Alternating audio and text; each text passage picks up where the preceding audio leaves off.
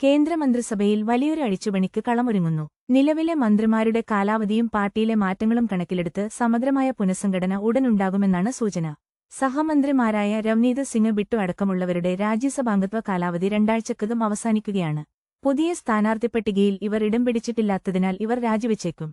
സഹമന്ത്രി ഹർഷ് മൽഹോത്ര, ധനകാര്യ സഹമന്ത്രി പങ്കജ് ചൌധരി എന്നിവരും മന്ത്രിസ്ഥാനം ഒഴിയേണ്ടിവരുമെന്ന് വിലയിരുത്തപ്പെടുന്നു.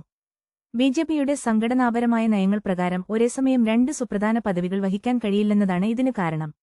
നീറ്റ് ചോദ്യക്കടലാസ് ചോർച്ചയും മറ്റു വിവാദങ്ങളും വിദ്യാഭ്യാസ മന്ത്രി ധർമ്മേന്ദ്ര പ്രധാന്റെ സ്ഥാനത്തെ ബാധിച്ചേക്കുമെന്ന റിപ്പോർട്ടുകളും ശക്തമാണ്.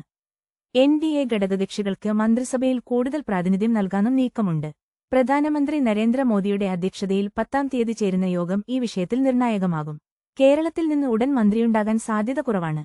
വരും ദിവസങ്ങളിലെ ചർച്ചകൾക്ക് ശേഷം അന്തിമ തീരുമാനമുണ്ടാകും. കൂടുതൽ വാർത്തകൾക്കായി ഞങ്ങളുടെ ചാനൽ സബ്സ്ക്രൈബ് ചെയ്യുക.